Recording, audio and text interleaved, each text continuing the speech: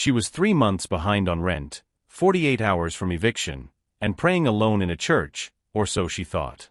The billionaire in the back pew heard her brother's medication cost $380, heard her admit she couldn't afford a $5 zoo ticket for his birthday, heard her beg for just enough to survive one more week. When Richard Ortiz walked down that aisle and said, "I heard your prayer," Mary had no idea her miracle was about to become his salvation too.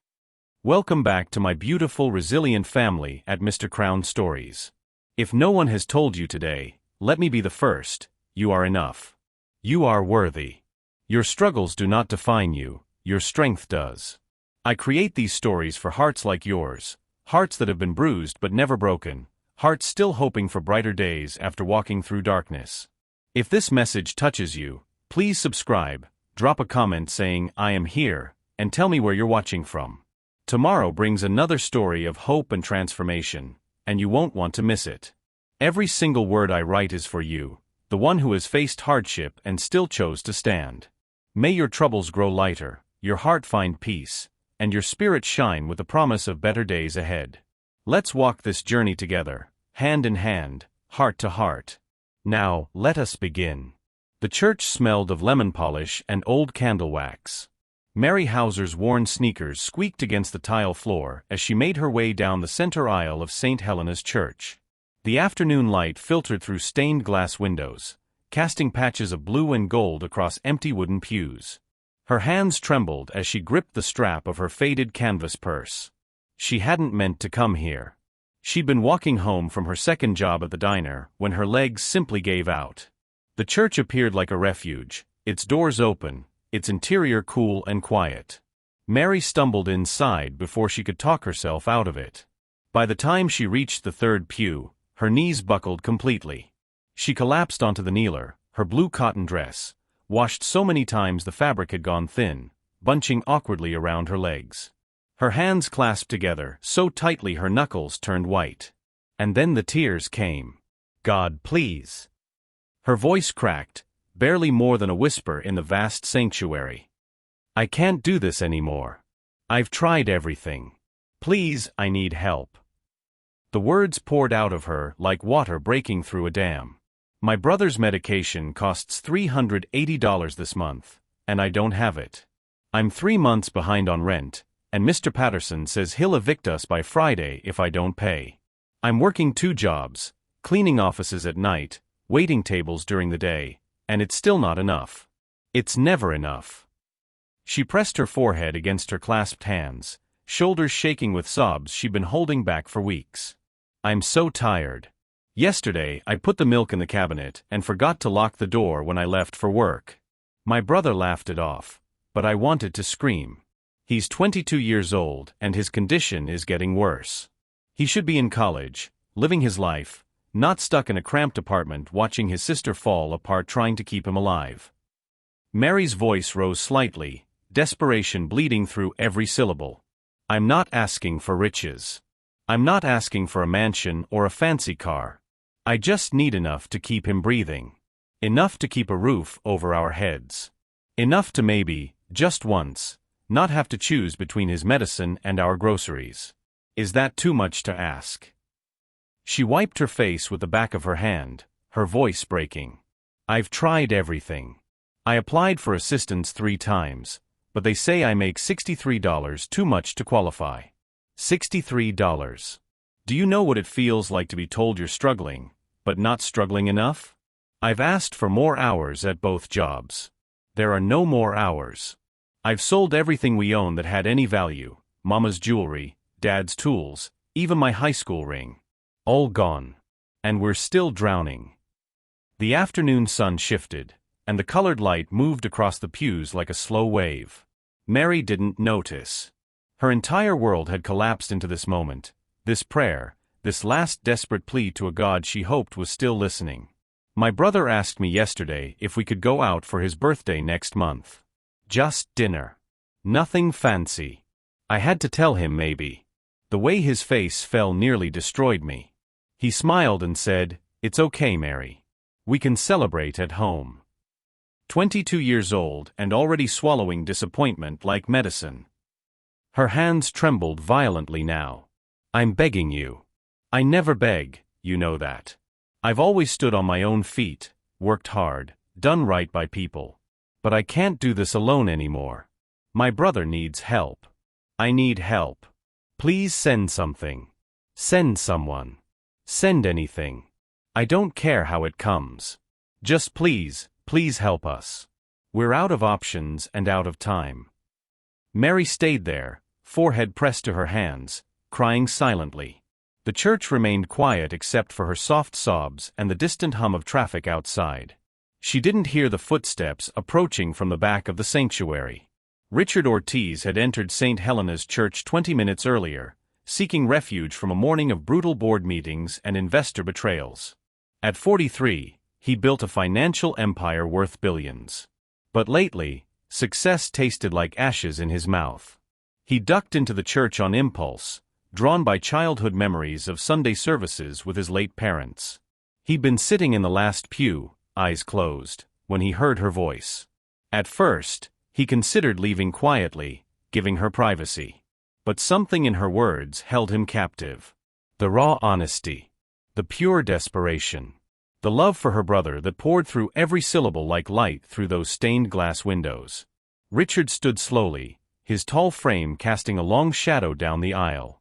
He wore a tailored gray suit that cost more than most people's monthly salary, though he'd loosened his tie after the disaster of a morning he'd endured. His dark hair showed distinguished silver at the temples, and his jaw was tight with a decision he was still processing. He walked quietly down the center aisle, his Italian leather shoes nearly silent on the old carpet. "Excuse me," he said softly. Mary's head snapped up, her eyes wide with shock and humiliation. She scrambled to her feet, wiping frantically at her tear-stained face. "Oh God, I'm so sorry. I didn't know anyone was here. I'll leave. I'm sorry." "Please don't apologize," Richard said, holding up one hand. "And please don't leave.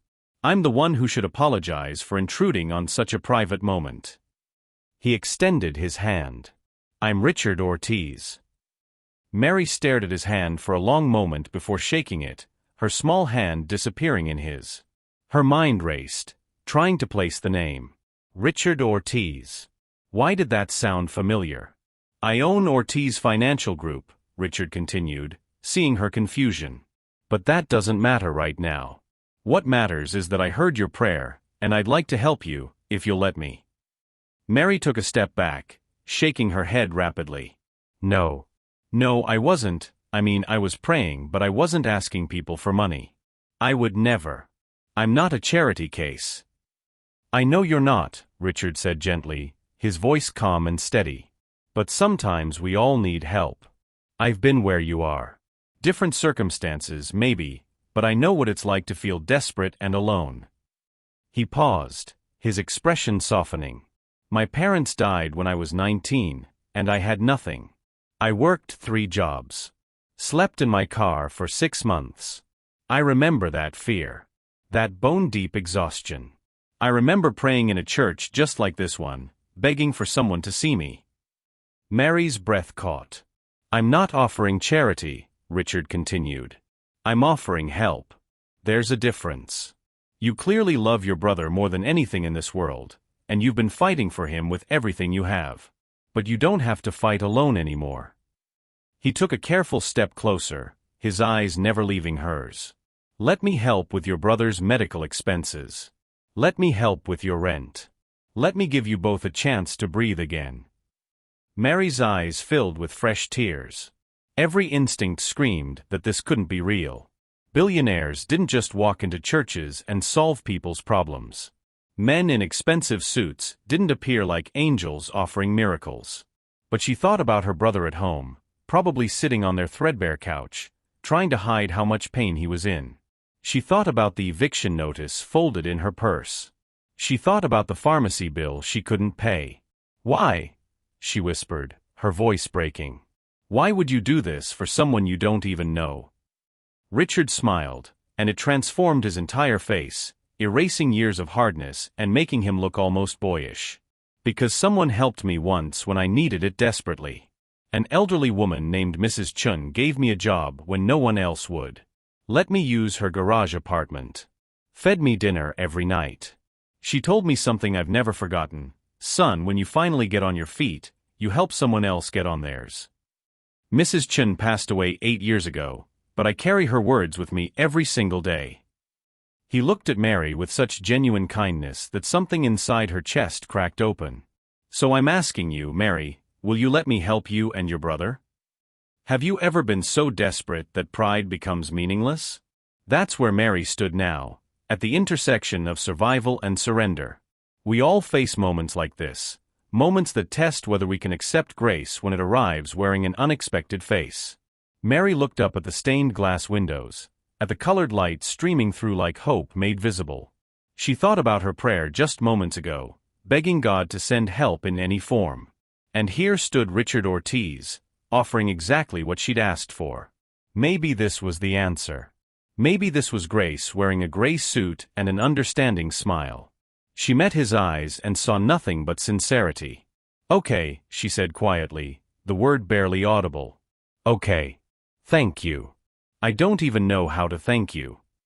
Richard pulled a business card from his wallet and wrote something on the back before handing it to her. This is my personal cell phone number. I want you to call me tomorrow morning at 9. We'll arrange everything, the medical bills, the rent, all of it. He paused, then added carefully, I also have a guest house on my estate that's been sitting empty for 2 years. 3 bedrooms, fully furnished, separate entrance. It's yours if you want it. You and your brother can live there as long as you need while we get everything sorted out. I can't take your house, Mary protested weakly. It's just sitting there empty, Richard said. Empty houses don't do anyone any good. Besides, it would make things easier logistically. My company has excellent health insurance, and I can add both of you to the plan immediately. There's also a specialist I know personally, Dr. Marcus Rivera. He's one of the best in the city. I can arrange for your brother to see him next week. Mary felt dizzy. This morning she'd been drowning, suffocating under the weight of impossible choices. And now someone was throwing her not just a rope, but a complete lifeline. I don't understand why you're being so kind, she whispered. Richard's expression grew serious, almost vulnerable. Because kindness is the only thing that truly matters in the end. All the money and success in the world means nothing if you can't use it to help people who are fighting battles you once fought yourself. He tilted his head slightly. Now tell me about your brother. What's his name? And as Mary began to speak, hesitantly at first, then with growing trust, neither of them realized that this moment would mark the beginning of something far deeper than either could have imagined. The prayer had been heard. The answer had arrived. And both their lives would never be the same. Mary stood in the quiet church, Richard Ortiz's business card burning like a coal in her palm. The name printed in elegant embossed letters suddenly clicked into place in her memory. Richard Ortiz. Ortiz Financial Group. The man whose face graced the covers of business magazines at the grocery store checkout. The billionaire who'd been featured in that documentary about self-made entrepreneurs. Her stomach dropped. Wait, she breathed, taking another step backward. You're that Richard Ortiz. The billionaire. Guilty, Richard said with a slight, self-deprecating smile. Though I prefer to think of myself as just Richard. Mary's face flushed hot with humiliation. Her hands flew to her cheeks as the full weight of what had just happened crashed over her. This man, this impossibly wealthy, powerful man, had heard her completely fall apart. Had listened to her beg and cry and list every shameful detail of her failure to keep her life together.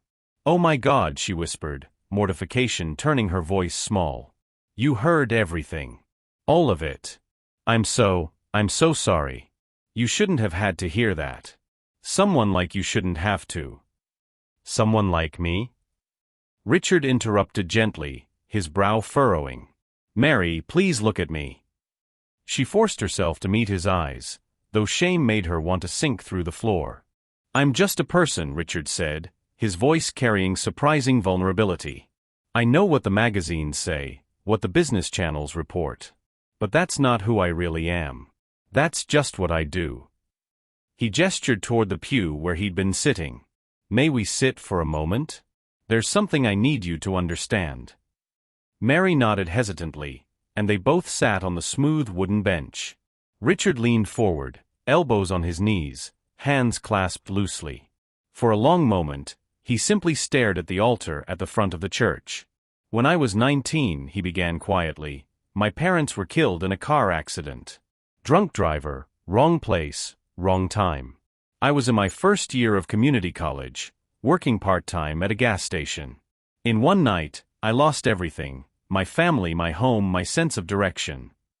Mary's breath caught. She hadn't expected this.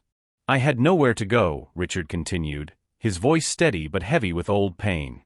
"No relatives who could take me in. No savings. Nothing. For 6 months, I slept in my car. A beat-up Honda Civic with a broken heater. I worked 3 jobs, the gas station during the day, stocking shelves at a warehouse at night, and cleaning office buildings on weekends."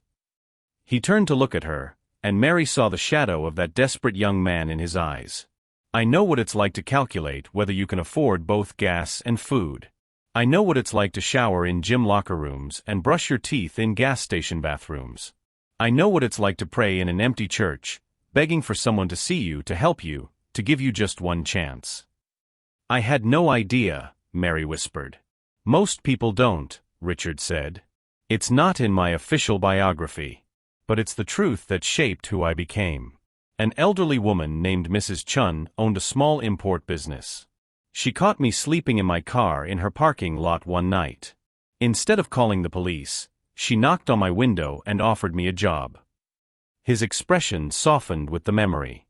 She let me live in the garage apartment above her warehouse. Paid me fairly. Fed me dinner almost every night. She used to say, "Richard, success isn't about how high you climb, it's about how many hands you reach for on the way up." Mary felt tears prickling her eyes again. "Mrs. Chun gave me more than a job," Richard said. "She gave me back my dignity. She saw past the kid sleeping in his car and recognized someone worth investing in. When she passed away 8 years ago, I made myself a promise. I would spend the rest of my life doing for others what she did for me." He turned fully toward Mary, his gaze direct and sincere. "So when I say I want to help you, I'm not offering charity. I'm not playing savior. I'm honoring a debt I can never fully repay. I'm reaching out my hand because someone once reached out theirs to me." Mary's voice trembled. "But the amount of money you're talking about, the rent, the medical bills, a house, that's too much. I can't possibly." "Can't possibly what?" Richard asked gently. "Accept help when you desperately need it? Let someone ease a burden that's crushing you? Mary, if our positions were reversed, and you had the resources to help me, wouldn't you?" She thought about it. If she had money, if she could help someone the way Richard was offering to help her, would she hesitate? "Yes," she admitted quietly. "I would help." "Then why is it so hard to accept that same kindness directed toward you?" Mary had no answer. Her throat tightened with emotion. Richard reached into his suit jacket and pulled out his phone. "Let me be very specific about what I'm offering, so there's no confusion or ambiguity." He opened an app and began scrolling. "Tomorrow morning, I'll have my assistant contact your landlord and pay your back rent, all of it, plus 3 months in advance. That gives you breathing room. I'll also contact the pharmacy and settle your brother's medication bills, current and future. Those expenses will be covered through my company's health insurance plan, which I'll add you both to immediately." Mary opened her mouth to protest, but Richard gently held up a finger. "The guest house I mentioned is separate from my main residence. You'd have complete privacy. 3 bedrooms, 2 bathrooms, full kitchen, living area. It's fully furnished, but you can bring your own belongings and make it feel like home. There's no rent, no strings attached. You live there as long as you need while you get back on your feet." "I can't just live in your house for free." "Why not?" Richard asked simply. "It's sitting empty. Has been for 2 years. Empty houses don't help anyone. But giving you and your brother a stable, safe place to live while you recover from this crisis? That helps tremendously." He pocketed his phone and looked at her earnestly. I'm also offering you a position at the Ortiz Foundation, our charitable arm. It's real work with a real salary. Nothing symbolic. I need someone with genuine empathy and organizational skills to help coordinate our community outreach programs. Based on what I heard in your prayer, you're working yourself to exhaustion. Let me offer you one good job instead of two bad ones. Mary felt dizzy. This was too much, too fast, too impossible.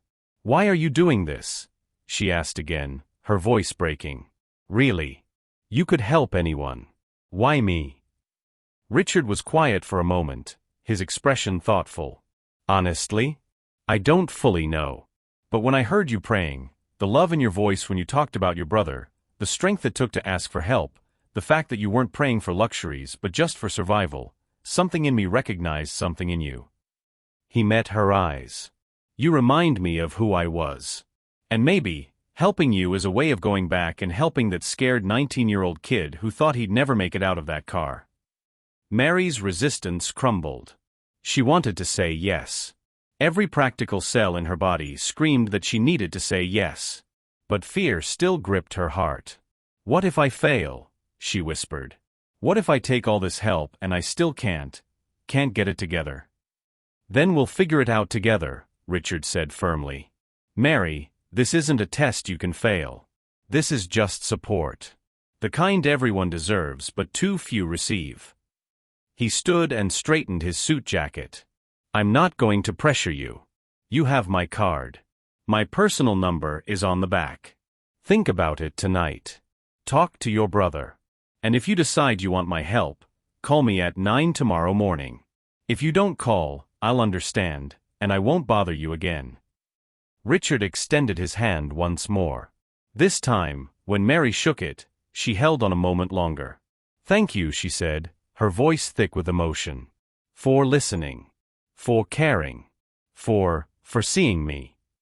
You're impossible not to see, Mary, Richard said softly. You're one of the strongest people I've ever met, even if you don't believe it yet. He walked back up the aisle, his footsteps echoing in the quiet sanctuary. At the door, he paused and turned back. Everyone needs help sometimes, he said. Even billionaires. Especially billionaires. Let me be the help you need right now.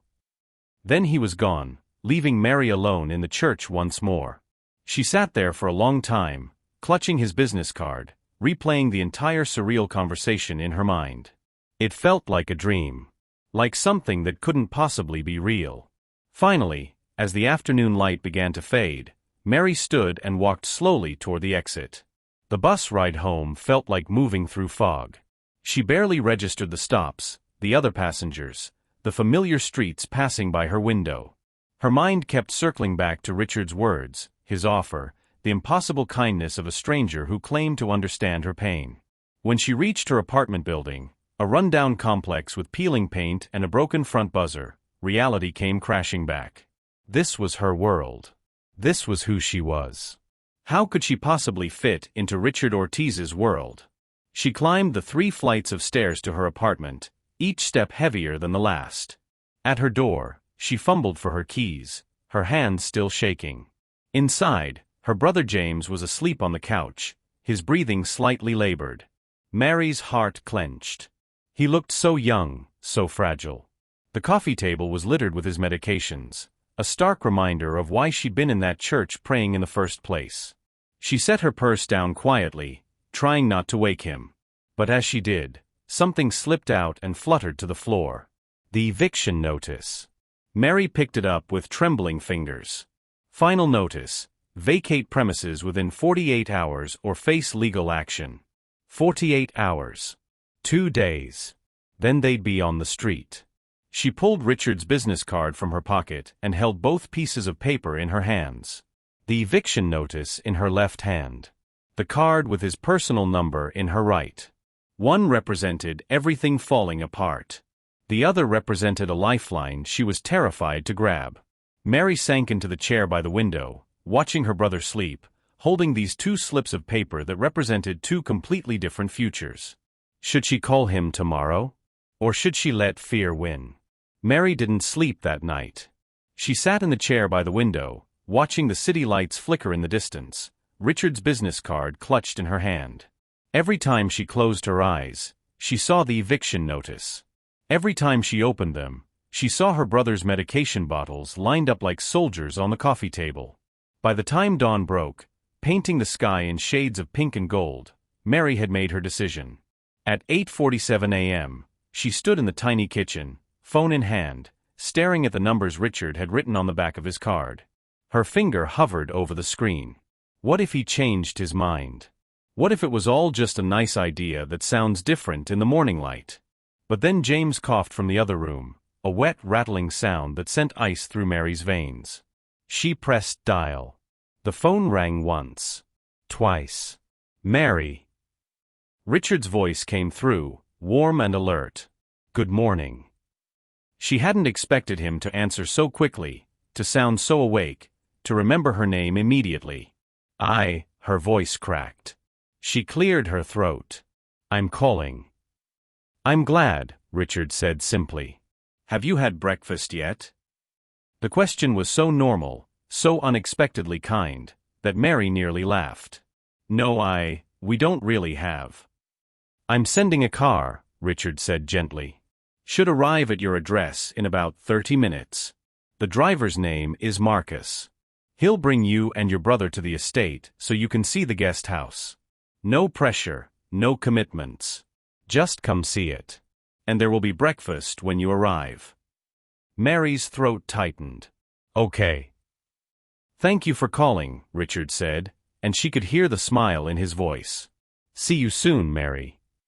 The line went dead. Mary stood frozen for a moment, then rushed to wake her brother. James. James, wake up. Her brother stirred, blinking up at her groggily. Mary? What's wrong? What time is it? Something happened yesterday, Mary said quickly. Something impossible. And I need you to trust me. 32 minutes later, a sleek black car pulled up in front of their building. Not a limousine, thank God, but a luxury sedan that still looked wildly out of place on their street. A man in his 50s with kind eyes and a warm smile stepped out. Miss Hauser? I'm Marcus. Mr. Ortiz sent me.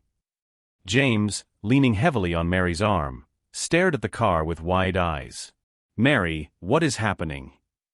I'll explain on the way, Mary whispered.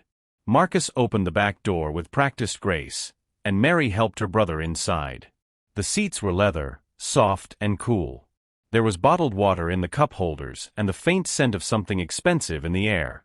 As Marcus pulled away from the curb, Mary told James everything, the church, the prayer, Richard overhearing the offer.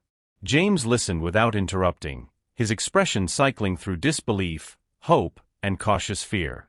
This doesn't happen in real life, James said finally. I know, Mary whispered. But it's happening. The drive took 40 minutes, moving from the cramped streets of their neighborhood into areas with wider roads, bigger houses, more trees. Eventually, Marcus turned onto a private road lined with tall iron gates. Mary's breath caught. The estate was enormous. Not ostentatious or showy, but sprawling and beautiful in a way that made her chest tight. Manicured lawns stretched in every direction. Trees provided shade over winding paths. In the distance, she could see the main house, a stunning modern structure of glass and stone. This is insane, James breathed. Marcus pulled the car around to a smaller building set back from the main house, surrounded by its own garden. It looked like something from a magazine, a charming cottage-style structure with a blue front door and window boxes filled with flowers. Richard was waiting outside, no longer in a suit but wearing dark jeans and a simple white button-down shirt. He looked younger, more relaxed. Mary, he said, smiling as Marcus opened her door. James. Welcome. Mary helped her brother out of the car, acutely aware of how shabby they must look, her in yesterday's dress, James in sweatpants and an old t-shirt. But Richard's expression showed nothing but warmth. Thank you for coming, he said, extending his hand to James first. You must be the brother Mary loves enough to fight the world for. James shook his hand, looking dazed. That's me. Richard turned to Mary. Ready to see inside? The guest house was perfect. Not perfect in the way that felt cold or intimidating, but perfect in the way that felt like someone had designed it for comfort and peace. The living room had plush couches and soft rugs. The kitchen was small but fully equipped. Sunlight poured through large windows, making everything feel warm and inviting. 3 bedrooms, Richard said, leading them down a hallway. This one has the best natural light. I thought it might work well for James since he'll be spending more time resting while we get his health stabilized. The room was beautiful. A large bed with a thick comforter. A desk by the window. Bookshelves already filled with books. James sank onto the bed, looking overwhelmed. This is nicer than anywhere I've ever lived. The main bathroom is here, Richard continued, showing them a spotless space with a large shower. And Mary, this bedroom is slightly bigger. I thought you might appreciate the attached bathroom and the reading nook. Mary stepped into what would be her room and felt something break open inside her chest. It was beautiful. Simple but elegant. The bed looked like a cloud. There were fresh flowers on the nightstand. "Richard," she whispered, her voice failing. "There's no rush," he said gently. "Take your time looking around. I'll be in the kitchen making breakfast." When he left, Mary and James stood in the living room, staring at each other. "Is this real?" James asked. "I think so," Mary said. "I think it's real." Over breakfast, fresh fruit, scrambled eggs, toast that was still warm, Richard laid out the plan. "I've already contacted Dr. Marcus Rivera," he said, looking at James. "He's one of the best pulmonary specialists in the state. He's agreed to see you tomorrow morning at 10. I've also arranged for your current medical records to be transferred." James's eyes filled with tears. "I don't know what to say." "You don't have to say anything," Richard replied. "Just focus on getting better." He turned to Mary. "I've paid your landlord through the end of the month, so there's no pressure to move immediately. But whenever you're ready, my team can help you pack and transport your belongings. Anything you want to bring, we'll make it work." "I need to work," Mary said suddenly. "You mentioned a job at your foundation. Is that still available?" "Absolutely," Richard said. "But not this week. This week, you focus on getting settled. On making this place feel like home. On helping James adjust. The job starts when you're ready." Mary felt the tears coming and couldn't stop them. Everything she'd been holding together for so long, all the fear, the exhaustion, the desperate hope, came pouring out in great gasping sobs. Richard stood immediately, but hesitated, uncertain. "May I?" he asked softly. Mary nodded, and Richard carefully wrapped his arms around her. Not tight, not possessive, just steady. A safe place to fall apart. "You're going to be okay," he murmured. "Both of you. I promise." Mary cried against his shoulder, and Richard simply held her, one hand gently rubbing her back, letting her release months of unbearable pressure. When she finally pulled back, wiping her eyes, she saw James watching them with an expression that was part wonder, part relief. "We'll move in," Mary said, her voice hoarse but certain. "If you're sure." "I'm sure," Richard said firmly. The next 3 days passed in a blur. Richard's team, kind, efficient people who treated Mary and James with genuine respect, helped them pack up their old apartment. There wasn't much to bring. Most of their furniture was falling apart or didn't fit the new space. But Mary's photos, James's books, their parents' few remaining belongings, all of it was carefully transported and arranged in the guest house. Richard introduced them to his small staff, Elena, his housekeeper, who immediately offered to teach Mary how to use the fancy appliances, Marcus, the driver, who insisted James could call him any time he needed to go anywhere, and Sophia, who managed the estate and made sure they had everything they needed. Everyone was kind. No one made Mary feel small or out of place. Dr. Rivera examined James and immediately started him on a new treatment plan. Within 2 days, her brother was breathing easier, sleeping better, looking healthier than Mary had seen him in months. "It's working," James said on their 3rd night, sitting at the dinner table in their new home. "Mary, I feel different. Better." Mary squeezed his hand, unable to speak past the lump in her throat. That night, after James went to bed, Mary stood in her new bedroom. She ran her hand over the soft comforter, looked at her own reflection in the clean mirror, breathed in air that didn't smell like mildew or desperation. She climbed into bed, and the mattress seemed to embrace her. The pillows were soft. The blankets were warm. The room was quiet and safe. Mary lay there in the darkness, tears sliding silently down her cheeks. "Why me?" she whispered to the empty room.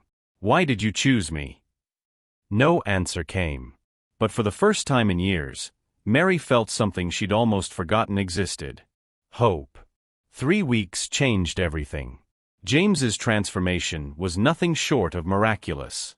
Dr. Rivera's treatment plan, combined with proper nutrition, rest, and stress-free living, brought color back to his cheeks and strength back to his body.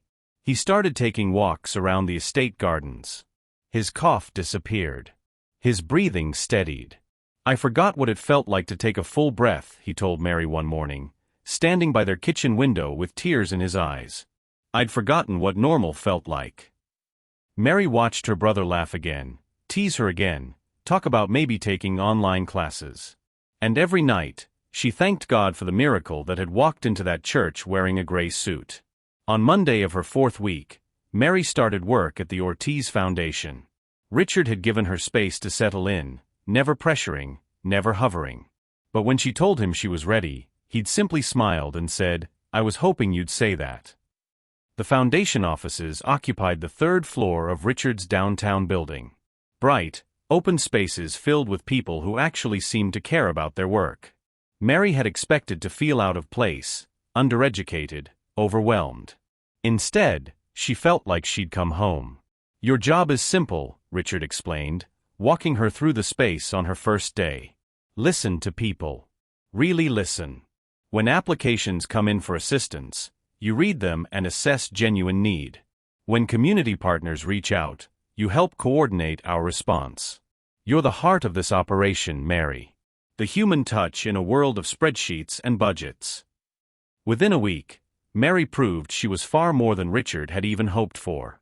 She reorganized the application system to prioritize urgent cases. She personally called 3 families to walk them through the process, reducing their stress and increasing successful placements. She created a simple tracking system that let everyone see where each case stood. "She's remarkable," Sophia told Richard one afternoon, watching Mary patiently explain something to a confused applicant on the phone. "Natural empathy. Organized mind. She sees what people need before they finish asking." Richard knew. He'd been watching. He told himself it was just professional interest, making sure his newest employee was adjusting well. But he couldn't explain why he found reasons to stop by the foundation offices more often than necessary. Why he noticed when Mary wore her hair differently. Why her laugh in the break room made him smile before he even knew what was funny. Mary, for her part, was noticing things too. Richard ate lunch alone in his office. Every single day. She'd see him through the glass walls, sitting at his desk with a sandwich, reading reports, completely isolated even in a building full of people. He worked until 8 or 9 most nights. Long after everyone else had gone home. She'd stayed late one evening to finish a case file and heard his voice down the hall, still on conference calls. And there was something in his eyes sometimes. A deep, bone-tired sadness that he covered with smiles and professional courtesy but never quite hid. One Thursday evening, Mary stayed late organizing donation receipts. She lost track of time, and when she finally looked up, the office was dark except for her desk lamp and the light coming from Richard's office down the hall. She should go home. James was fine, probably reading or watching a movie. But something pulled her toward that light. She knocked softly on Richard's open door. He looked up, startled, then smiled when he saw her. "Mary. I didn't realize you were still here." "I could say the same thing," she said gently. "It's almost 9. Richard glanced at his watch, genuinely surprised. "Is it really?" He rubbed his face. "I lose track sometimes." "Have you eaten dinner?" He gestured vaguely at an empty coffee cup. "I had that." Mary shook her head and stepped into his office. "Coffee is not dinner, Richard. It is if you drink enough of it, he said with a tired smile. That's terrible logic, Mary said, but she was smiling too. Come on. I saw Elena leave lasagna in the main house kitchen before she went home. You're going to eat something real. Mary, you don't have to. I know I don't have to, she interrupted gently. I want to. Besides, you've been feeding me and my brother for a month. The least I can do is make sure you actually eat your own food. Richard studied her for a moment, then his expression softened. Okay. You're right. They walked across the estate together in comfortable silence. The night air was cool and clear, full of stars. Inside the main house, a space Mary had only glimpsed from the outside, Richard led her to a huge, modern kitchen that somehow still felt warm and inviting. Mary found the lasagna and began heating it while Richard leaned against the counter, watching her. You're good at this, he said quietly. At microwaving lasagna? Mary teased. At caring for people, Richard said. At the foundation, you've transformed how we operate. But also just this. Noticing when someone needs something before they ask. Mary felt her cheeks warm. You did that for me. For James. You noticed us when we become invisible to everyone else. That's different. It's not different, Mary said firmly, turning to face him. Richard, you gave us everything. But you're still eating alone every day. Still working yourself to exhaustion. Still carrying something heavy that you won't put down. Richard's smile faded. For a moment, he looked like he might deflect or make a joke. But then something in his expression cracked open. 3 months ago, he said quietly, my board tried to force me out of my own company. Mary went still. People I'd worked with for years. People I trusted. They tried to engineer a hostile takeover because they wanted to take the company in a direction I couldn't support, cutting community programs, maximizing profit over purpose. His jaw tightened. I fought back. I won. But it cost me everything I thought I knew about trust, about loyalty. I started questioning everyone around me, wondering who else was just waiting for the right moment to betray me. Richard, Mary breathed. That's why I was in the church that day, he continued. I went there because it was the only place I could think of where no one wanted anything from me. Where I could just exist without having to wonder about hidden agendas. He looked at her with raw honesty. And then I heard you pray. And I heard someone fighting not for power or money, but just for survival. For love. For something real. And it reminded me that not everyone is calculating. That some people are just good. Mary crossed the space between them without thinking and took his hand. His fingers were cold, tense. You are one of the loneliest people I've ever met, she said softly. And one of the kindest. And it breaks my heart that the people who should have valued you chose greed instead. Richard stared at their joined hands like he couldn't quite believe she was touching him. You didn't deserve that, Mary continued. And you don't deserve to carry it alone. I'm used to alone, Richard said, his voice rough. I know, Mary whispered. But you don't have to be anymore. The microwave beeped, breaking the moment. Mary squeezed his hand once before letting go to retrieve the lasagna. But the air between them had shifted into something deeper, warmer. They ate together at the kitchen island, and for the first time in months, Richard didn't eat alone. They talked about everything and nothing, James's progress, funny stories from the foundation, childhood memories. Richard told her about his parents, his voice soft with old grief. Mary shared stories about growing up with James, about how close they'd always been. He looks up to you so much, Richard said. The way he talks about you, you're his hero. I'm just his sister, Mary said, embarrassed. You're the person who sacrificed everything to keep him alive, Richard corrected. That's not just anything. Their eyes met and held. Something unspoken passed between them, recognition, gratitude, and something else neither was quite ready to name. Thank you for this, Richard said finally. For making sure I ate. For listening. For seeing me. You saw me first, Mary said softly. After Mary left, Richard stood in his kitchen for a long time, staring at the 2 empty plates on the counter. He could still feel the warmth of her hand in his. Could still hear her voice saying, "You don't have to be alone anymore." Something was happening that he hadn't planned for. Hadn't prepared for. He was starting to need her presence the way he needed air. He found himself listening for her voice in the foundation offices. Looking forward to the moments when she'd stop by with a question or share something funny that had happened. Richard walked to the window and looked out toward the guest house, where a single light glowed in Mary's bedroom window. This was dangerous. This feeling growing in his chest, this constant wanting to see her, to hear her laugh, to know she was close. It scared him more than any bored betrayal ever had. Because losing business was one thing. But losing Mary, if he let himself care and then lost her, that would destroy him completely. Absolutely not. Mary stood in Richard's office, shaking her head emphatically at the formal invitation he'd just handed her. "Mary." "Richard, I can't go to a gala. Look at me." She gestured at her simple work blouse and slacks. "I don't belong at something like that. I wouldn't know what to say, how to act. Those people." "Those people," Richard interrupted gently, "donate millions to the foundation every year. And most of them have no idea where that money actually goes or who it helps.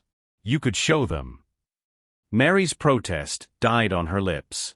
"What do you mean?" Richard leaned against his desk, his expression both encouraging and careful. "I want you to speak at the gala. Just 5 minutes. Tell your story, where you were 2 months ago, what the foundation did for you, where you are now." "Richard, I can't speak in front of hundreds of rich people." "You speak to struggling families on the phone every single day," he said. "You help them find their voices when they feel voiceless. Mary, you have a gift. You make people feel seen and understood. That room needs to hear from someone real. Someone who lived what we're trying to fix." Mary felt panic rising in her chest. "I'll embarrass you." Richard crossed to her and took both her hands, his touch warm and grounding. "You could never embarrass me," he said firmly. "Mary, you're the best thing that's happened to this foundation in years. You're brilliant and compassionate and genuine. Those people need to see what their donations actually accomplish. They need to meet you." Mary looked into his eyes and saw nothing but absolute belief in her. "What if I freeze up there?" "Then you take a breath and remember why you're doing this," Richard said softly. "You're giving hope to the next person sitting in a church praying for a miracle. You're showing them that miracles are real." Mary exhaled slowly. "Okay. I'll do it." Richard's smile could have lit the entire city. The gala was being held at the Grand Meridian Hotel, a stunning venue with crystal chandeliers, marble floors, and floor-to-ceiling windows overlooking the waterfront. Mary had never been anywhere so elegant in her life. Elena had helped her find a dress, a simple but elegant navy gown that made Mary feel both beautiful and like herself. Sophia had arranged for her hair to be styled in soft waves. When Mary looked in the mirror, she barely recognized the confident woman staring back. James whistled when she emerged from her room. "You look like royalty." "I look terrified," Mary corrected, but she was smiling. Richard picked her up personally, and when he saw her, something shifted in his expression, a brief, unguarded moment of pure appreciation before he recovered. "You look stunning," he said quietly. "You clean up pretty well yourself," Mary managed, though her heart was hammering. He wore a perfectly tailored black tuxedo that made him look like he'd stepped out of a magazine. But it was the way he looked at her, like she was the only person in the world, that made her breath catch. In the car, Mary's hands trembled. "What if they hate me?" she whispered. Richard reached over and took her hand. "Impossible." The ballroom was magnificent and intimidating. Women in designer gowns and glittering jewelry. Men in expensive tuxedos discussing business deals. Waiters circulated with champagne and hors d'oeuvres that probably cost more than Mary used to make in a week. Richard stayed close, one hand resting lightly on her lower back, guiding her through the crowd. He introduced her to donors, board members, and community leaders. "This is Mary Hauser, the Director of Community Outreach for the Foundation," he said with obvious pride. Mary shook hands and smiled, but she could feel the assessment in their eyes. The subtle once-overs. The polite but distant smiles. "She doesn't belong here," their expressions said. "Who is this woman?" One particularly elegant older woman, Mrs. Whitmore, a major donor, gave Mary a thin smile. "How lovely. And where did you receive your degree, dear?" "I didn't," Mary said honestly. "I worked 2 jobs and cared for my sick brother. But I understand what it's like to need help, which makes me better at providing it." Mrs. Whitmore's eyebrows rose slightly before she turned back to Richard. "How practical." Mary felt her face flush, but Richard squeezed her hand gently. "The most qualified person for the job," he said firmly. "Mary's transformed our entire operation in 6 weeks." As they moved through the crowd, Mary noticed something. Richard was different here. More guarded. His smile didn't reach his eyes the way it did when they talked in his office or shared coffee in the morning. This was Richard the CEO, polished, professional, protected. Dinner was served at elegantly decorated tables. Mary sat beside Richard at the head table, trying not to feel overwhelmed by the sheer opulence of everything. The 5-course meal, the designer centerpieces, the orchestra playing softly in the background. After dessert, Richard stood to give his speech. He talked about the Foundation's mission, the communities they served, the impact of donor generosity. He was eloquent and compelling, every inch the billionaire philanthropist. But then his tone shifted. "Tonight, I want to introduce you to someone extraordinary," Richard said, and Mary's stomach dropped.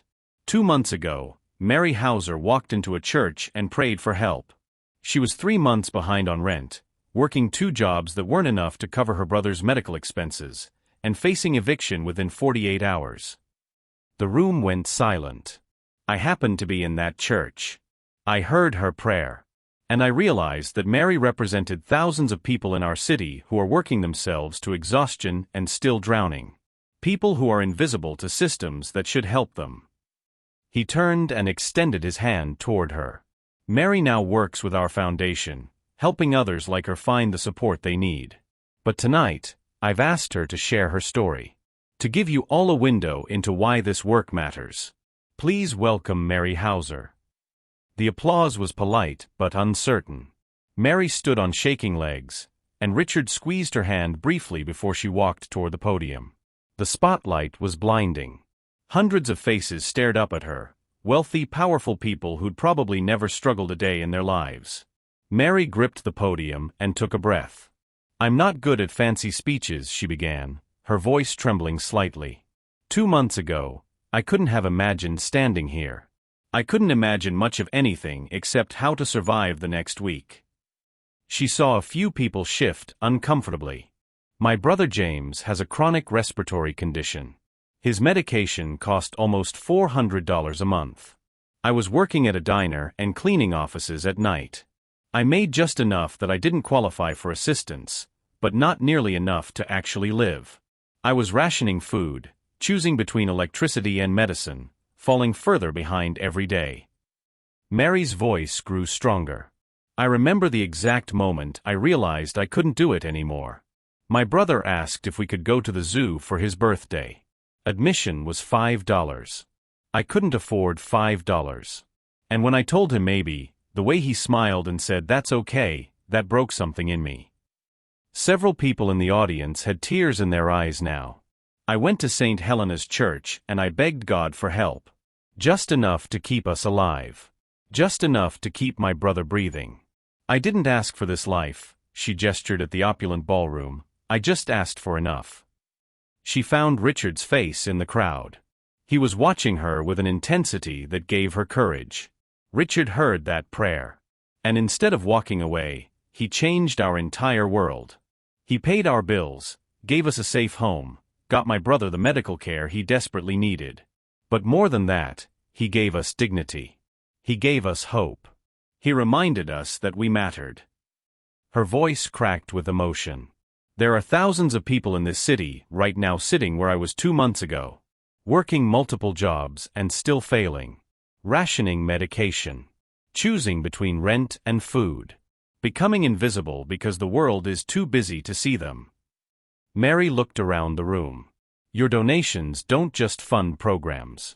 They save lives. They give people like me, people who were drowning, a chance to breathe again. My brother is healthy now. I have meaningful work. We have stability. But it only happened because someone noticed us. Because someone cared enough to help. She wiped tears from her cheeks. So thank you. Thank you for caring about people you'll never meet. Thank you for believing that everyone deserves a chance. Thank you for being the answer to prayers whispered in empty churches by people who've run out of options. The room erupted in applause, not polite this time, but thunderous. People stood. Several were openly crying. Mary walked back to her seat in a daze. Richard stood waiting for her, and the look on his face took her breath away. Pride. Admiration. Something deeper she couldn't name. Within 30 minutes, the foundation had received $4.2 million in new pledges. Donors approached Mary throughout the rest of the evening, thanking her, sharing their own stories, writing checks with tears in their eyes. Mrs. Whitmore found her near the end of the night. I misjudged you, dear. That was the most powerful thing I've heard in 20 years of attending these events. As the gala wound down, Richard took Mary's hand and led her toward a private balcony overlooking the water. The night air was cool and refreshing after the warmth of the ballroom. They stood side by side, looking out at the city lights reflected on the water. You were incredible, Richard said softly. Do you have any idea what you did in there? I just told the truth, Mary said. You gave them something to believe in, Richard corrected. He turned to face her fully, his expression raw and vulnerable. Mary, you changed everything tonight. She looked up at him, confused. What do you mean? I mean, Richard's voice dropped to barely a whisper. You didn't just move that room. You moved me. You reminded me why I started the foundation. Why any of this matters. You made me feel things I thought I'd forgotten how to feel. The air between them crackled with tension. Richard, Mary breathed. He reached up and gently tucked a loose strand of hair behind her ear, his fingers lingering against her cheek. You changed everything, he repeated, his eyes searching hers. And I don't know what to do. Mary's heart hammered so loudly she was certain Richard could hear it. His hand was still against her cheek, warm and steady, and his eyes held hers with an intensity that made it hard to breathe. Richard, I don't understand, she whispered. What are you saying? He dropped his hand but didn't step back. Instead, he turned to face the water, gripping the balcony railing like it was the only thing keeping him grounded. For months before I met you, I'd been questioning everything, he said quietly. The board betrayal made me doubt every relationship, every motivation. I started building walls so high that no one could reach me. I told myself it was safer that way. Mary moved to stand beside him, close enough that their shoulders almost touched. Then I heard you in that church, Richard continued, his voice rough with emotion. And something about your honesty, your desperation, your pure love for your brother, it broke through every defense I'd built. You reminded me what real humanity looks like. He turned to face her again. These past 2 months, watching you heal, watching you thrive at the foundation, watching you become this force of nature who transforms everyone around her. Mary, you've become important to me in ways I didn't expect. In ways that terrify me. Important how? Mary asked, though part of her already knew. Part of her had been feeling it too, the way her pulse quickened when he walked into a room, the way she listened for his voice, the way his smile could change her entire day. Important like I find myself thinking about you constantly, Richard admitted, his voice dropping to barely above a whisper. Like I make excuses to stop by the foundation offices just to see you. Like your happiness has become more important to me than my own. Mary's breath caught. Richard. I know it's complicated, he said quickly. I know the power dynamic is all wrong. You work for me, you live on my property, I helped you when you were vulnerable. If you don't feel the same way, I completely understand. We can pretend I never said anything and... Richard, stop, Mary interrupted, her voice trembling. That's not. I don't not feel the same way. I just... She pressed her hands to her face. I don't deserve this. Any of this. You've already given me so much, and now you're saying you have feelings for me? It doesn't make sense. Why doesn't it make sense? Richard asked gently. Because look at you. Mary's voice rose with emotion. You're brilliant and successful, and you could have anyone. And I'm nobody. I'm a woman you found begging in a church. I have no education, no money, no. Stop. Richard's voice was firm but not harsh. He stepped closer, his presence commanding her attention. Mary, look at me. She forced herself to meet his eyes, tears threatening to spill. You are not nobody, Richard said, his voice intense. You are one of the strongest, most compassionate, most extraordinary people I have ever met. In 6 weeks, you've revolutionized how the foundation operates. Tonight, you moved a room full of jaded millionaires to tears and raised more money than we've seen in years. You did that. Not because of money or status, but because you're genuinely, remarkably you. I'm nothing special, Mary whispered. Richard reached up and gently lifted her chin so she couldn't look away. You're everything special, he said softly. You're the woman who worked herself to exhaustion to keep her brother alive. You're the woman who chose dignity over bitterness even when life was unbearably unfair. You're the woman who sees people, really sees them, and makes them feel valued and heard. His thumb traced along her jawline. You're the woman who made me believe in humanity again when I'd given up. You're the woman who walks into a room and makes it brighter just by existing. You're the woman I think about first thing in the morning and last thing at night. Mary's tears spilled over. Richard. You're extraordinary, Mary Hauser, he said, his voice dropping to a tender whisper. And if you can't see that yet, I'll spend however long it takes showing you. The city lights blurred through her tears. The sound of distant traffic faded. The whole world narrowed to this moment, this balcony, this man, this impossible confession. I'm scared, Mary admitted, her voice breaking. What if I disappoint you? What if I can't be what you need? You already are what I need, Richard said. You already have been, since that first day in the church. Mary, I'm not asking you to be anything other than exactly who you are. He hesitated, vulnerability flickering across his face. But I need to know, do you feel anything for me? Or am I alone in this? Mary's heart cracked open.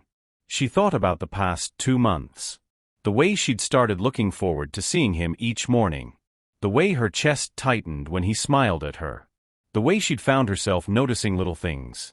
How he took his coffee, how he ran his hand through his hair when he was stressed, how his whole face changed when he laughed genuinely. You're not alone, she whispered. Richard, you're not alone in this at all. She saw the exact moment her words registered. The way his eyes widened slightly. The way he exhaled like he'd been holding his breath for weeks. I've been trying not to feel this way, Mary continued, the words tumbling out now. Because it seemed impossible. Because I was afraid of ruining everything you've given me. Because I didn't think someone like you could want someone like me. But I can't stop thinking about you either. I can't stop wanting to be near you. You make me feel safe and seen and valued in ways I've never experienced. Richard's hand moved from her chin to cup her face fully, his touch achingly gentle. Mary, he breathed. I'm terrified, she admitted. Of what this means. Of what could go wrong. Of losing everything if.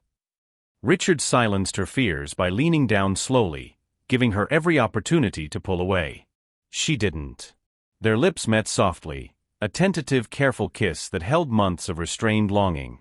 Richard's other hand came up to frame her face, and Mary's hands found his chest, feeling his heartbeat racing as fast as her own. The kiss was slow, hesitant, sweet with uncertainty and weighted with everything unspoken between them. It wasn't passionate or desperate, it was something deeper. A promise. A beginning. A confession spoken in touch instead of words. When they finally pulled apart, both were breathing hard. Richard rested his forehead against hers, his hands still cradling her face like she was something precious. I've wanted to do that for weeks, he whispered. Me too, Mary admitted, and felt him smile against her skin. He kissed her forehead, then each cheek, then found her lips again, this kiss deeper, more certain. Mary melted into him, and for the first time since her life had fallen apart, she felt completely whole. But then reality came crashing back. Mary pulled away suddenly, her breath coming in short gasps. She stepped back, putting space between them, her hand pressed to her lips. Wait.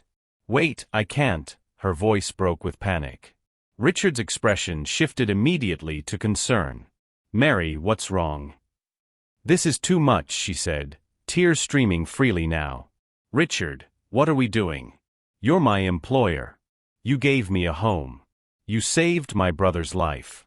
There's so much you've done for me, and now this? What if this doesn't work?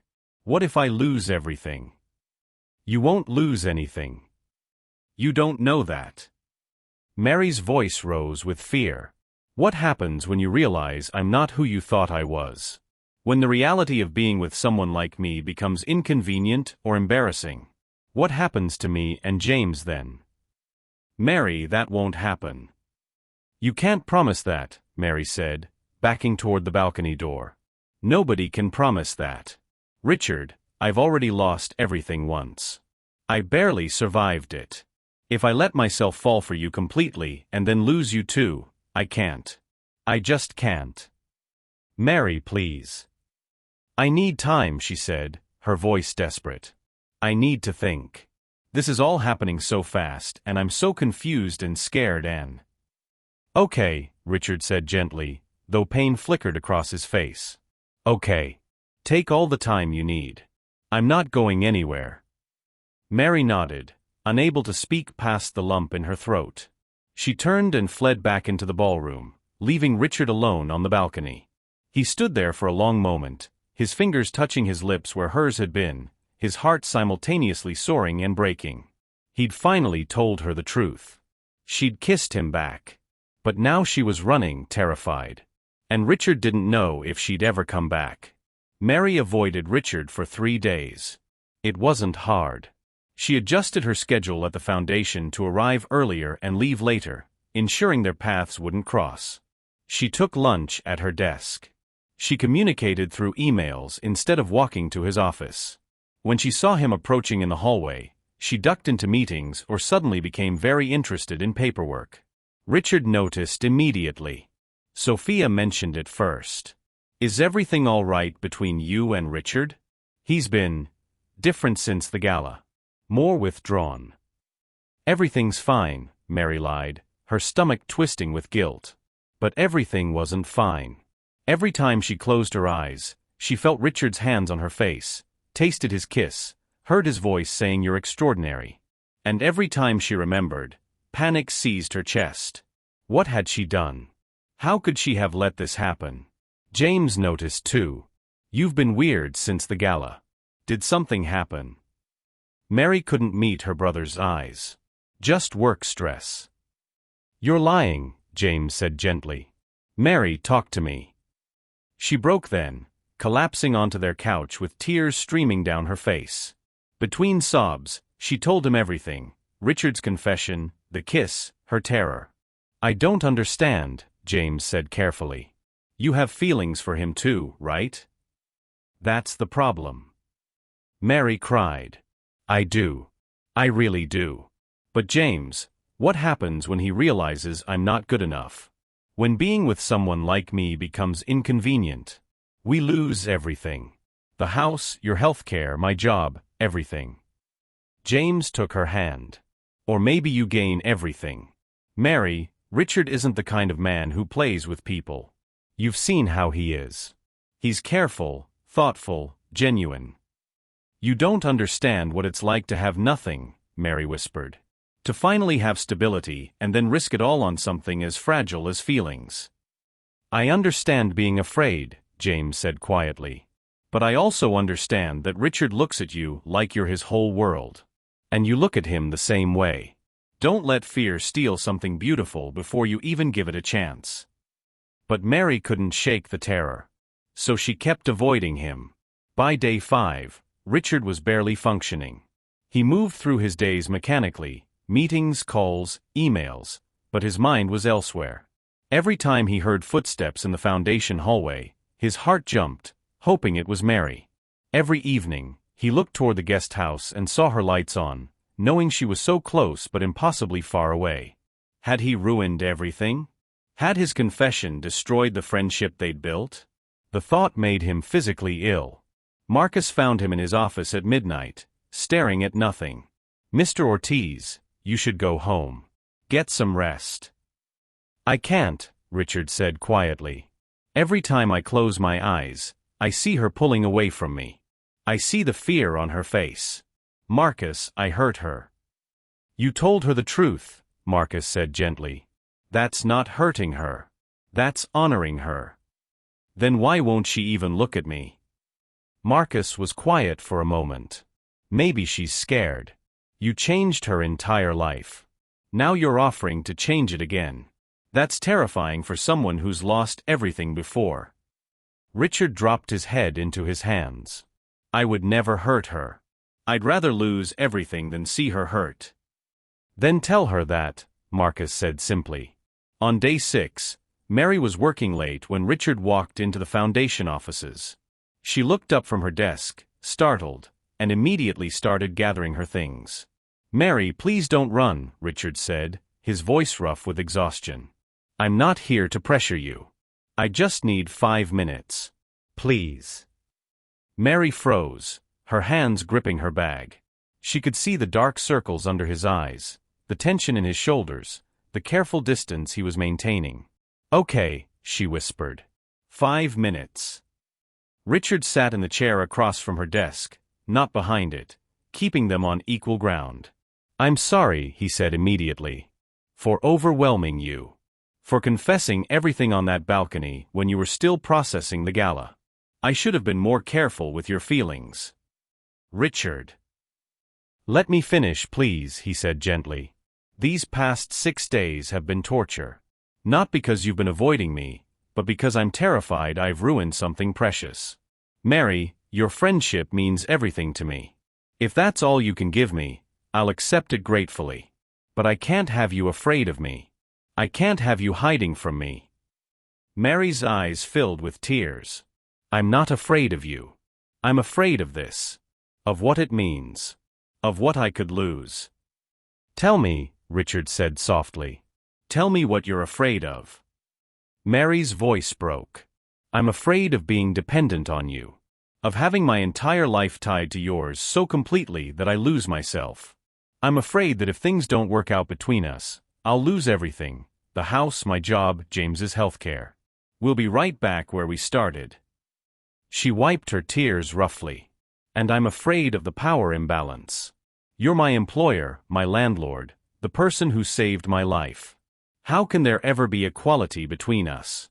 How do I know if my feelings are real or just gratitude mixed with fear of disappointing you?" Richard listened without interrupting, his expression pained but understanding. "And I'm terrified," Mary continued, her voice dropping to a whisper, "that one day you'll wake up and realize I'm not worth all this. That I'm just a broken woman you felt sorry for. And when that happens, when you walk away, it will destroy me completely." The silence that followed was heavy with emotion. Finally, Richard spoke, his voice steady and firm. "Mary, look at me." She forced herself to meet his eyes. "Your home stays yours," Richard said clearly. "Whether we're together or not. That guest house is yours for as long as you need it. There's no timeline, no conditions. If you decide you never want to speak to me again romantically, you still have a home." He leaned forward slightly. "Your job stays yours. You earned that position through your talent, your compassion, and your extraordinary abilities. You're transforming the foundation. If our personal relationship ended tomorrow, your professional position would be unchanged. You're irreplaceable there." Mary's breath hitched. "James's healthcare stays intact," Richard continued. "He's on the company insurance plan. That doesn't change based on our relationship status. His health is not contingent on whether you have feelings for me." He reached across the desk, palm up, offering but not demanding. "What happens between us, if anything happens, is your choice. Not your obligation. Not payment for what I've provided. Not something you owe me. You are free, Mary. completely free to choose what you want without fear of losing anything else. Mary stared at his outstretched hand, tears streaming down her face. The power imbalance you're worried about? Richard said gently. I feel it too. But in reverse. You have all the power, Mary. You've had it since that first day in the church. One word from you and my whole world shifts. You don't need me, you're strong enough to build any life you want. But I need you. I need your light, your laughter, your presence. So if anyone is vulnerable here, it's me. That's not true, Mary whispered. It's absolutely true, Richard said. Mary, I'm not asking you to give me an answer right now. I'm just asking you to believe me when I say, your security is not dependent on my feelings. And my feelings are not dependent on your gratitude. What I feel for you has nothing to do with that church, that prayer, or any debt you think you owe. He smiled sadly. I fell for the woman who reorganized our entire foundation system in 3 days. Who made a donor cry by simply listening to her story. Who stands up for people who can't stand up for themselves. Who loves her brother enough to sacrifice everything. That's who I fell for, not some idea of who you were when I met you. Mary couldn't hold back anymore. She reached across the desk and took his hand, gripping it tightly. I care about you, she said, her voice breaking. Richard, I care about you so much it terrifies me. When I'm with you, I feel safe and seen and valued. When I think about you, my heart does this stupid thing where it beats faster. I find myself looking for you constantly, wanting to share every small thing that happens in my day. Richard's thumb traced circles on her palm. But I'm also scared, Mary continued. Scared that these feelings are real and that I could lose them. Scared that I'm not strong enough to survive if this doesn't work out. Mary. Let me finish, she said, echoing his earlier words. I need you to understand, I've been barely surviving for so long that I don't know how to believe in happiness anymore. I don't know how to trust that good things can last. She squeezed his hand. But I want to try. I want to believe that this could work. That we could work. I just need time to trust it. To trust myself. Richard stood and walked around the desk, pulling her gently to her feet. He framed her face with his hands, the gesture achingly familiar from the balcony. Take all the time you need, he said softly. I'm not going anywhere. And Mary? You're stronger than you think. You've survived things that would have broken most people. You can survive this too, whatever this becomes. Mary leaned into his touch, closing her eyes. Thank you. For understanding. For not pushing. Always, Richard whispered. They stood like that for a long moment, not kissing, not speaking, just being present with each other. The fear hadn't disappeared entirely, but it had softened. The distance had closed. Finally, Mary pulled back and looked up at him. Richard. Her voice was small, vulnerable. What if I'm not enough for your world? What if I can't be what someone like you needs? Richard's answer to Mary's whispered question came not in words, but in actions over the following weeks. The morning after their conversation, he called a foundation leadership meeting. Mary assumed she'd be taking notes. Instead, Richard pulled out the chair beside his at the head of the table. Mary will be co-leading this initiative, he announced to the surprised board members. Her insights into community needs are invaluable, and I want her perspective integrated into every major decision we make going forward. Mary's eyes widened, but Richard simply gave her an encouraging nod. Throughout the meeting, he genuinely listened when she spoke.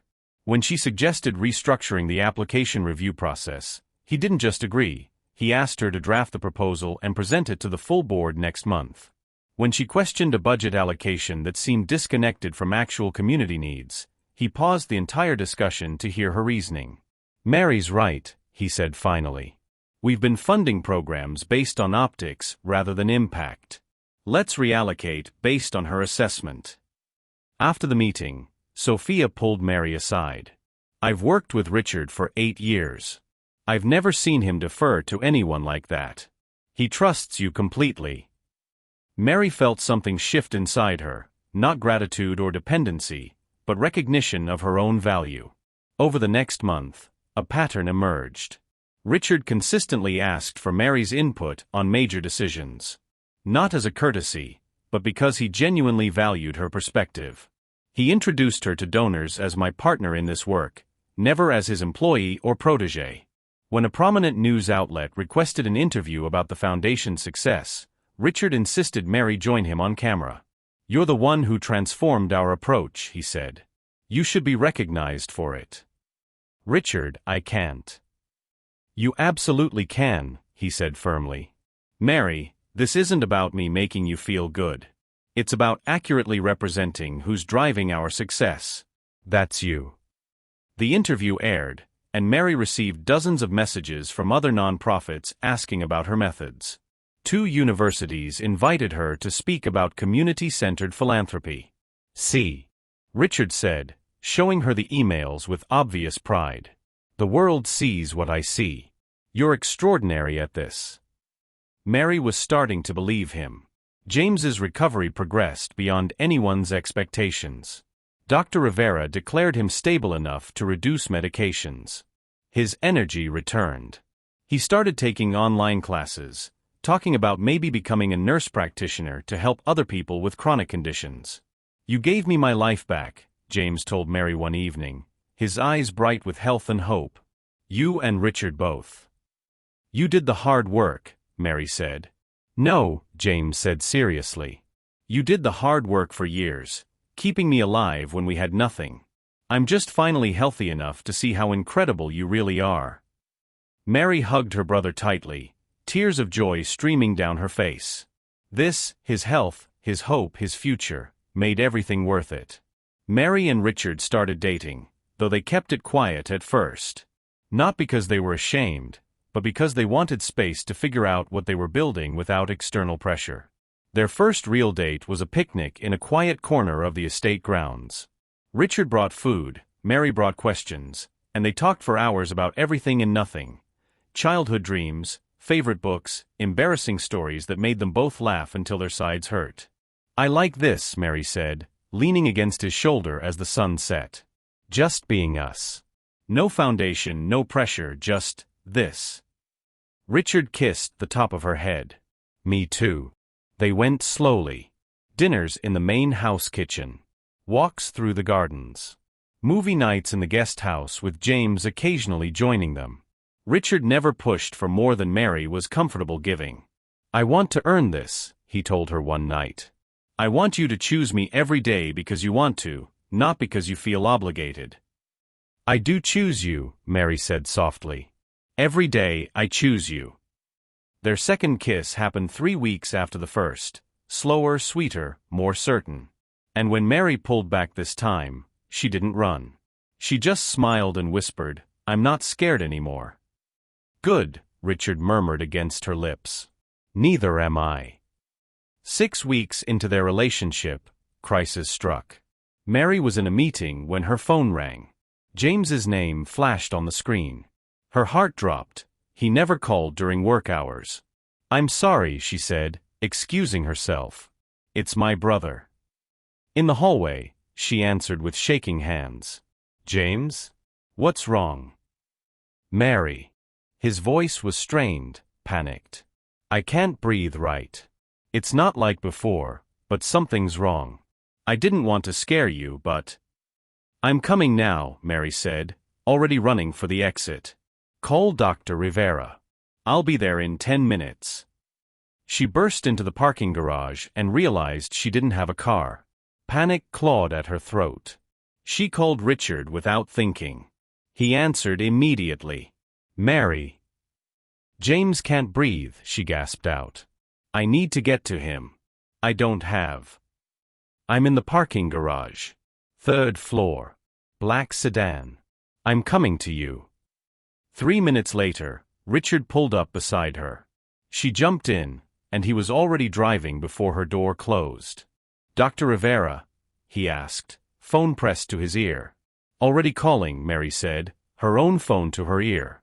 They worked in perfect synchronization. Richard drove while coordinating with the doctor. Mary stayed on the line with James, keeping him calm. No panic, no blame, just efficient teamwork driven by shared love for her brother.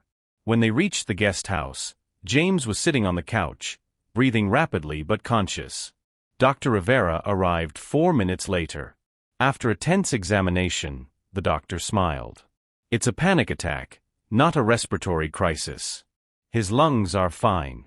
But James, your anxiety is understandable given your history. Let's talk about some management strategies." Mary collapsed onto the couch beside her brother, holding him while he cried from relief and embarrassment. Richard sat on James's other side, one hand on the young man's shoulder. "Hey, panic attacks are nothing to be ashamed of. I had them for months after the board betrayal. They're terrifying, but they pass. You're okay." Later, after James was calm and sleeping soundly, Mary and Richard sat in the guest house kitchen. Mary's hands were still trembling. "I panicked," she admitted. "I couldn't think straight." "You did perfectly," Richard said firmly. "You got help immediately. You kept James calm. You did everything right." "We did everything right," Mary corrected. "Richard, you were there in seconds. You coordinated with the doctor. You knew exactly what to do." "We make a good team," Richard said softly. Mary looked at him, really looked at him. This man who'd dropped everything to race to her side. Who'd comforted her brother with genuine understanding. Who'd never once made her feel weak or incapable. "We do," she said. "Richard, we really do." He pulled her close, and Mary let herself be held. Not because she needed rescuing, but because sometimes even strong people need support. "I love how you love your brother," Richard murmured into her hair. "I love how you showed up for him without hesitation. I love how strong you are even when you're scared." Mary's breath caught. Love. He'd said love. But Richard didn't seem to realize what he'd said. He just kept holding her, his presence steady and solid. Mary smiled against his chest. He loved her. Maybe he wasn't ready to say it directly yet, but she'd heard it in those words. And she was starting to believe she loved him too. That night, Richard lay awake in his own bed in the main house, staring at the ceiling. Watching Mary with her brother today had confirmed something he'd been feeling for weeks. This wasn't infatuation. This wasn't gratitude or attraction. This was love, deep, consuming, permanent love. He loved the way Mary fought for people she cared about. He loved her strength and her vulnerability in equal measure. He loved how she challenged him, supported him, saw him for who he really was beneath the wealth and status. He loved her. Completely. Irrevocably. And there was something he needed to tell her. Something he'd never told anyone, not friends, not family, not anyone in his 43 years. Something that terrified him to speak out loud, but that she deserved to know. Tomorrow, he decided. Tomorrow he'd tell her the truth that had haunted him since his parents' death. Tomorrow, he'd show her the last piece of his heart he'd kept locked away. Richard asked Mary to meet him at the main house the next evening. Not in the kitchen or his office, but in his private living room, a space she'd never seen before. When she arrived, she found him standing by the window, tension radiating from his shoulders. The room was warm and personal, filled with photos and books that revealed the man behind the billionaire facade. "Richard," Mary said softly. "What's wrong?" He turned, and she saw vulnerability etched across his face in a way she'd never witnessed before. "There's something I need to tell you," he said, his voice rough. "Something I've never told anyone. But if we're going to build something real together, you need to know all of me. Even the parts I've kept hidden." Mary crossed the room and took his hand. "I'm listening." Richard led her to the couch, but didn't sit. Instead he paced, struggling to find words. "When my parents died," he began, "I told you I was 19 and alone. That's true. But what I didn't tell you was that the accident, the drunk driver who killed them," his voice cracked. "They were on their way to see me. I'd called them, upset about failing an exam, feeling like a failure. They dropped everything and drove through a storm to come comfort me." Mary's heart clenched. "If I hadn't called," Richard continued, his words tumbling out now, "they wouldn't have been on that road. They wouldn't have been at that intersection at that exact moment. they'd still be alive. Richard. For 24 years, I've carried that guilt, he said, tears streaming down his face. I built this empire thinking if I could help enough people, save enough lives, maybe I could balance the scales. Maybe I could forgive myself for being the reason they died. He finally looked at her, raw and broken. That's why I helped you, Mary. Not just because you needed it, but because I needed it. Every person I help is an attempt to atone for the 2 people I couldn't save. The 2 people who died because of me. Mary stood and crossed to him in 2 strides. She framed his face with her hands, forcing him to see her. Richard Ortiz, you listen to me, she said firmly, her voice thick with emotion. You did not kill your parents. A drunk driver killed your parents. You were a scared teenager who needed his family. That's not a crime. That's not a sin. That's being human. But if I hadn't called, then they might have died somewhere else another day, Mary said. Or they might have lived to be 100. You can't control the universe, Richard. You can't carry responsibility for someone else's choice to drink and drive. She pulled him into her arms, and Richard collapsed against her, 24 years of grief and guilt finally breaking free. He sobbed into her shoulder while Mary held him tightly, one hand stroking his hair, whispering comfort. You've spent 2 decades punishing yourself, Mary said softly. But Richard, your parents wouldn't want that. They loved you. They came to you because they loved you. That wasn't your fault, that was their choice, made from love. I miss them so much, Richard whispered. I know, Mary said, tears streaming down her own face now. I know, my love. I know. She held him until the storm passed, until his breathing steadied, until he could lift his head and meet her eyes. Thank you, he said hoarsely. Thank you for not running. For not seeing me as broken. You're not broken, Mary said fiercely. You're human. You're allowed to grieve. You're allowed to have carried this pain. But Richard, you're also allowed to forgive yourself. Your parents would want you to live, not just exist. They'd want you to be happy. Richard cupped her face, his thumbs wiping away her tears. You make me happy, he whispered. Mary, you make me believe I deserve happiness. You do deserve it, Mary said. And so do I. We both do. 2 weeks later, Dr. Rivera delivered news that transformed everything.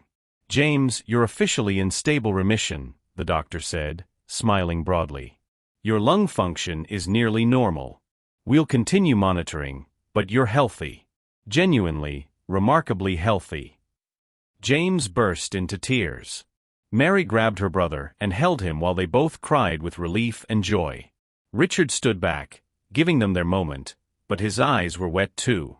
You did it, James told Mary. You kept me alive long enough to get here. We did it, Mary corrected. All of us. That evening, Mary stood in the guest house, looking around at the space that had become home. James was out with friends, real friends he'd made in his online classes. The house was quiet. She didn't need this space anymore. Not really. James would probably move out soon, maybe get his own place near campus when he started in-person classes. And Mary realized she'd been staying here out of habit, out of fear of taking the next step. But she wasn't afraid anymore. She found Richard in his study, working on foundation proposals. He looked up when she entered, his face brightening immediately.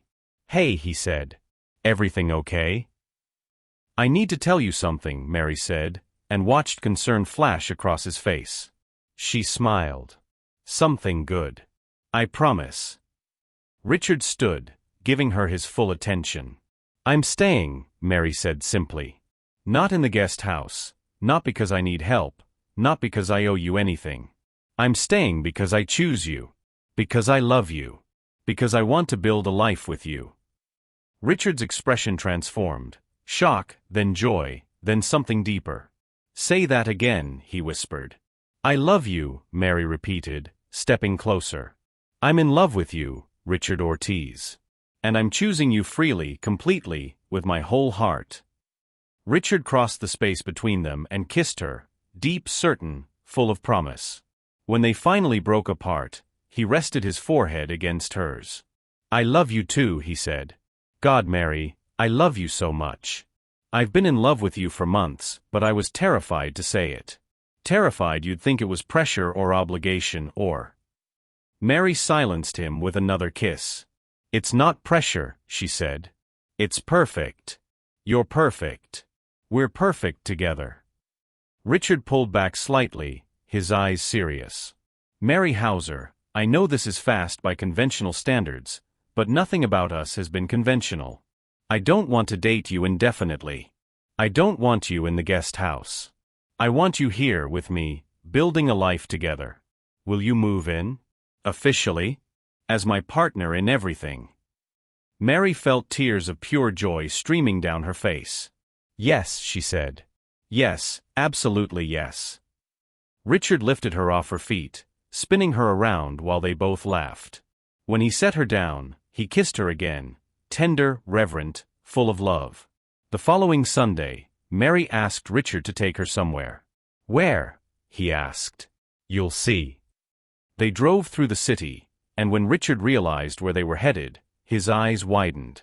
He parked outside St. Helena's Church without a word. Hand in hand, they walked inside. The church was quiet, peaceful. Afternoon light filtered through the same stained glass windows, casting colored shadows across the same wooden pews. Mary walked slowly down the center aisle, Richard beside her. At the third pew, she stopped. This was where she'd knelt 3 months ago, broken and desperate, begging for help. This was where her life had changed forever. Mary stepped into the pew and stood in the exact spot where she'd collapsed that day. Richard stood behind her, silent, understanding this moment was sacred. She closed her eyes, remembering that desperate prayer. Remembering the fear, the exhaustion, the feeling of drowning. Then she felt Richard's presence behind her, solid and warm. His arms wrapped around her waist, and she leaned back against him. "I was so lost," Mary whispered. "I was so broken. I didn't think anyone could hear me." "Someone heard you," Richard said softly against her ear.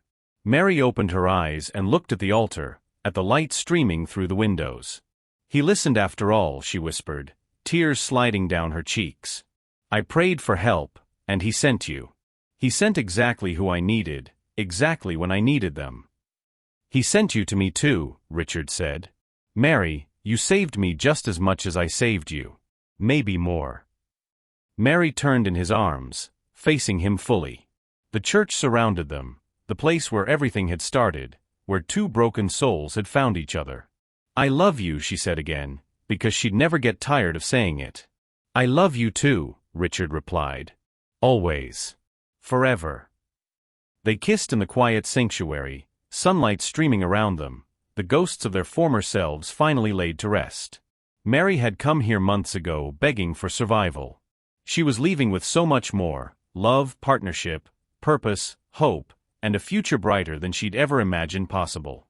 Sometimes prayers are answered not with what we ask for, but with what we truly need. Sometimes miracles don't look like miracles at first.